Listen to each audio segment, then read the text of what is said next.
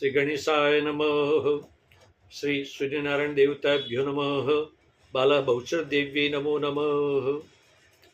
હું ચંદ્રકાંતભાઈ ગણપતરામ ભટ્ટ આદિત્ય પરાશર જ્યોતિષના માધ્યમથી ભારતીય વૈદિક સંસ્કૃતિ પરંપરા સંદર્ભે અને જ્યોતિષ કે અકલ્ટ સાયન્સ કે વાસ્તુશાસ્ત્ર કે યજ્ઞ યાગાદિ હવન વગેરે સંદર્ભે જ્ઞાનવર્ધક માહિતીસભર અવનવા વિડીયો આપની સમક્ષ પ્રસ્તુત કરી રહ્યો છું.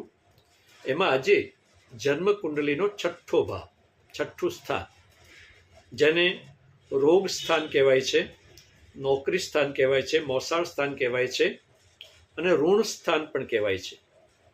હવે એમાં છઠ્ઠા સ્થાનના આ બધાના કારકો જુદા જુદા છે.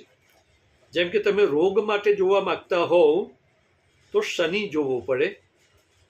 નોકરી માટે જો તમે જોવા માંગતા હોવ તો સૂર્ય અને ગુરુનું બળ જોવું પડે.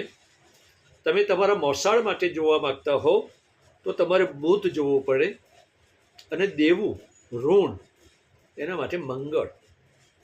તો આમ છઠ્ઠા સ્થાનમાં ઋણ, તમારો રોગ કયો થઈ શકે, કયો રોગ છે, શાના કારણે છે, તમારા શત્રુ કોણ છે, દુશ્મન કોણ છે, તમારા મોસાળમાં માસી માસા કે મામા મામી એમના વિશે, એનાથી તમને કેવો લાભ, તમારા થકી એમને કેવો લાભ વગેરે તમે જોઈ શકો છો. એની સાથે સાથે નોકર ચાકર અને ઓરમાન માતા, દરેક જાતના તમારા દુઃખ કે વિઘ્નો તમને કઈ રીતના આવી શકે, દ્વેષ, તમારી કુટેવો શું હોઈ શકે દરેક પ્રકારની, માન કે અપમાન, દરિદ્રતા, એમ જ જાહેર જીવનમાં અપમાન, તમારી નોકરીમાં પદની ઉન્નતિ કે નોકરીમાં સંઘર્ષ કે નોકરીમાં સુખ, કે ગવર્મેન્ટ નોકરી કે સામાન્ય નોકરી,